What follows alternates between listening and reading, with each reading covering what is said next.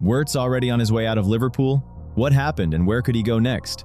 Barcelona is ready to splash serious cash on a Manchester City star. Which forward has caught their eye? Casemiro packing his bags for Serie A and his new club will genuinely shock you. All this and much more in today's episode. Hit 200 likes and we drop another one tomorrow. You know what to do, let's get into it. So, Manchester United could actually sign Carlos Baleba for considerably cheaper than we all thought. Brighton, by the looks of it, are ready to drop their massive price tag on the Cameroonian, and that's already a huge step forward in these talks. Remember, the Seagulls were originally holding out for around £100 million, and you can see their thinking. Moises Caicedo went to Chelsea for £115 million, so why would Baleba be any different? But now, Brighton seem to have changed their tune. According to Team Talk, they're willing to let the midfielder go for about £70 million, with bonuses factored in. That is a full £30 million knocked off the original asking price. If you're a United fan, that is absolute music to your ears. Baleba has been on the Red Devils' radar for a while now. Last summer, the club already tried to get him, but Brighton flat out refused to even come to the table. Now, things are different. Negotiations have moved forward, and United are reportedly feeling very positive about this one. And why Baleba in particular? Well, just look at United's midfield. It is an absolute shambles. Casemiro is leaving in the summer, that's already been confirmed. We don't know what's happening with Bruno Fernandes, and Manuel Ugarte's situation is incredibly murky too. United desperately need a proper dominant defensive midfielder, someone who will hold the structure together and won't just collapse under pressure. Baleba is one of 4 key targets for that position. He's 22, he's already a regular standout in the Premier League, and he is clearly ready for a much bigger stage than Brighton.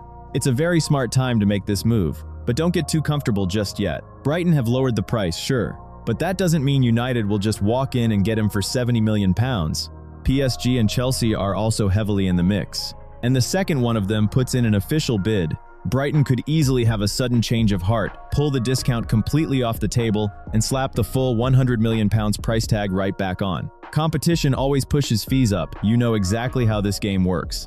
So United need to be quick here while the door is still open.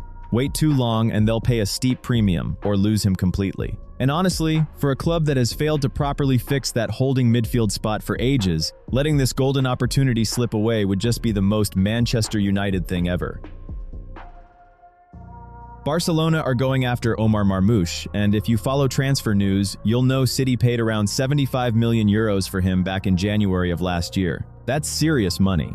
And what have they got for it? Not much, honestly. Marmoush hasn't cemented a place in the starting 11, and regular game time has been pretty hard to come by for him. And if you think about why, it actually makes sense. He arrived at City off the back of an incredible first half of the season at Frankfurt where he was doing everything. Goals, assists, looking like one of the best forwards in the Bundesliga. But there's a big difference between being the main man at Frankfurt and trying to break into Guardiola's squad when Haaland is standing in your way. Now, to give credit where it's due, City haven't exactly had a great season themselves. But even then, even when the team was struggling, Marmoush still couldn't become a key figure, and that's the kind of thing you can't ignore. He's 27, we're talking about the best years of his career. Spending that time warming the bench isn't something a player in his position can just accept. He needs to be playing every single week, not getting 15 minutes at the end of a match. Quick one for those of you on the sofa with a remote. Hitting the like button with it is basically your version of scoring for City from the bench. Technically demanding, but we believe in you. Show us what you've got.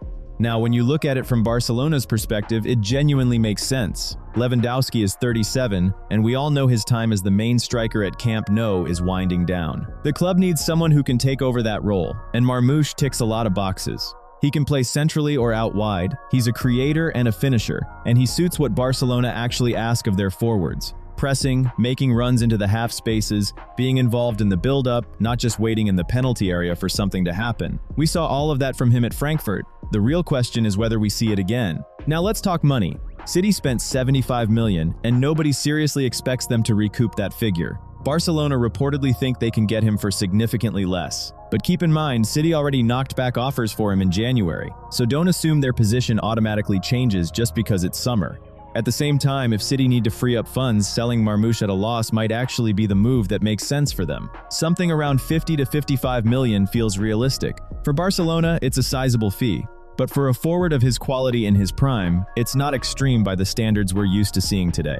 And for Marmoush, look, a move to Camp Nou is a genuine reset. What we saw at Frankfurt shouldn't be written off just because things didn't work out in Manchester. He's athletic, quick, dangerous on the counter, and if you give him a consistent role and the kind of teammates Barcelona can offer, you could easily see him back to his best. After a difficult spell in England, the hunger will be there too. The deal has complications, but it's realistic. If City are willing to negotiate on the price, don't be surprised when you see Marmoush lining up in Barcelona colors next season.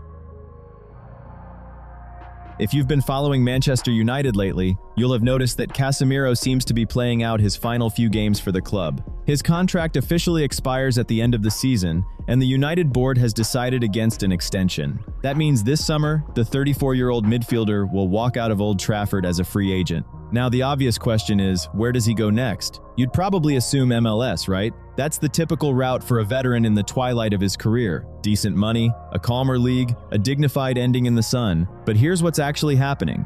Casemiro desperately wants to stay in elite European football. He is convinced he can still make a difference at the very top level. And you know what? He's got the elite leadership qualities to back that up. I'd actually say he has every reason to feel that confident. Sure, his time at United was a real roller coaster, and we all saw his legs completely go at times.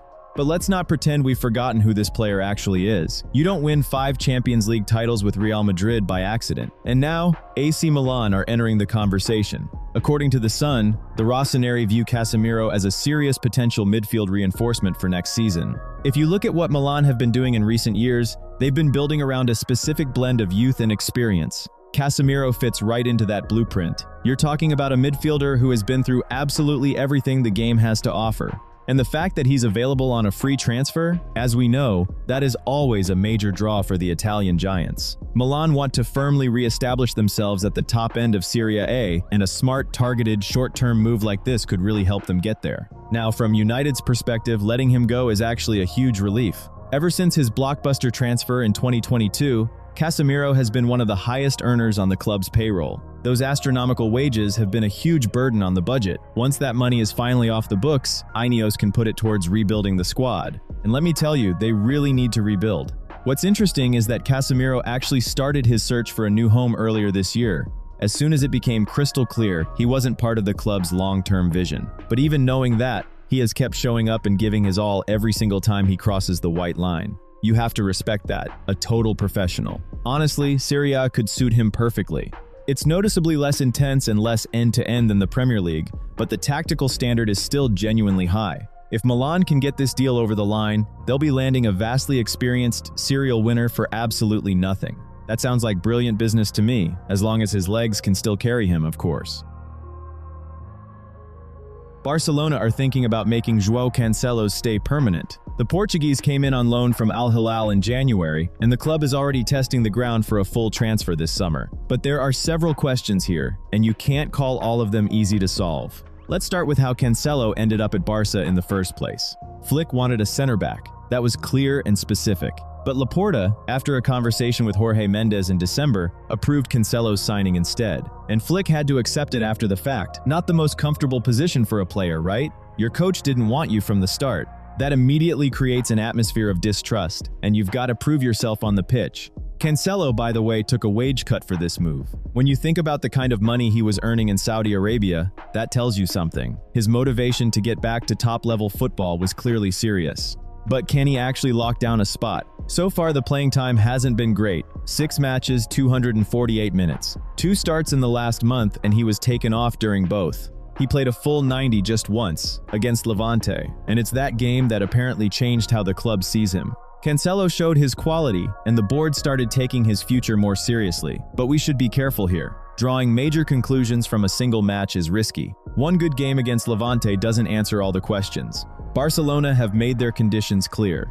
First, the deal has to work financially. Second, his performances need to live up to expectations. Fair enough, you'd say, but the tricky part is in the details. Cancelo's contract with Al Hilal runs until 2027, so next summer he'll still have a year left on it.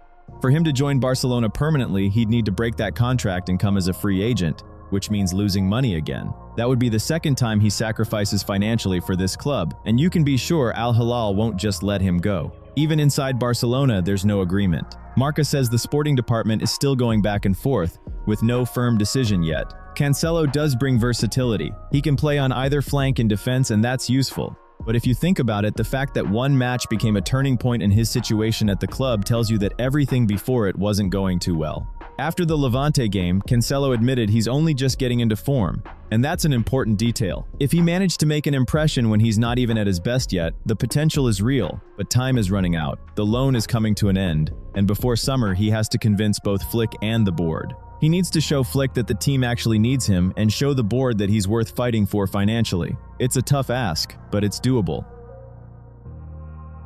Florian Wirtz's agent has said he'd want his client at Real Madrid, not Liverpool, where Wirtz actually ended up, not Bayern, who were also in the queue. Real Madrid. If you ask me, it's hard to say who looks worse here. Liverpool, who paid 140 million euros for the German and so far haven't got what they were counting on? Or Wirtz himself, who chose the Reds thinking he'd unlock his full potential and then something just didn't click? Well, it happens. Wrong time, wrong place. You can't say Florian is doing nothing.